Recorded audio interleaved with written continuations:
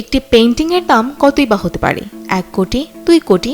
অবাক হলেও একটি পেইন্টিং এর দামে আস্ত একটি ব্যক্তিগত জেট বিমান কেনা যাবে। তেমন একটি নজির সকল রেকর্ড ভেঙে প্রায় 200 কোটি টাকায় বিক্রি হলো ভারতীয় রহস্যময় এক পেইন্টিং। কি আছে এই পেইন্টিং এ?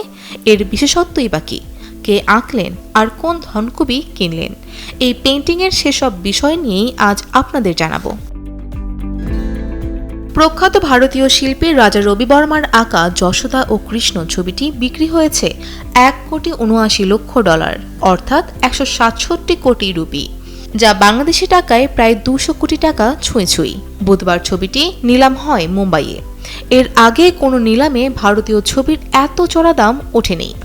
এমনকি একটি পেইন্টিং এর দামে প্রিয়াঙ্কা চোপড়া আরও 2টি হকার 800 জেট কিনতে পারবেন। গেল বছর শিল্পী এম.এফ. হোসেনের একটি ছবি 118 কোটি টাকায় বিক্রি হয়েছিল, কিন্তু রবি বর্মার এই শিল্পকলা পুরনো সমস্ত রেকর্ড অনায়াসেই ভেঙে দিয়েছে। নিলামের আগে তেলরঙা করা এই ছবির দাম 80 থেকে 120 কোটি টাকা হতে পারে বলে আন্দাজ করা হয়েছিল, কিন্তু নিলাম শুরু হতেই দরাদরি এমন পর্যায়ে পৌঁছায় যে শেষ পর্যন্ত তা অনুমানের চেয়েও দ্বিগুণ দামে বিক্রি হয়। এই ছবির মূল বিষয়বস্তু হলো মা যশোদা ও শিশু কৃষ্ণের এক সাধারণ মুহূর্ত। ছবিটিতে দেখা যাচ্ছে যশোদা গরুর দুধ দুইছেন এবং ছোট্ট কৃষ্ণ দুধের পাত্রের দিকে হাত বাড়িয়ে দিচ্ছেন। 1890 এর দশকে যখন রাজা রবি বর্মা তার ক্যারিয়ারের সাফল্যের শিখরে ছিলেন, তখনই এই কালজয়ী ছবি এঁকেছিলেন। এই ছবি এতদিন দিল্লির এক ব্যক্তির ব্যক্তিগত সংগ্রহে রাখা ছিল। কে এই রাজা রবি বর্মা?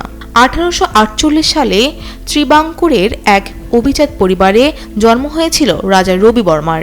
তাকে আধুনিক ভারতীয় শিল্পের পথপ্রদর্শক বলা হয়। তিনিই প্রথম ভারতীয় শিল্পী যিনি ইউরোপীয় ঘরানার সঙ্গে ভারতীয় পুরাণের মেলবন্ধন ঘটিয়েছিলেন। সাধারণ মানুষের ঘরে ঘরে দেবদেবীর ছবি পৌঁছে দিতে 1894 সালেই তিনি একটি ছাপাখানাও তৈরি করেছিলেন।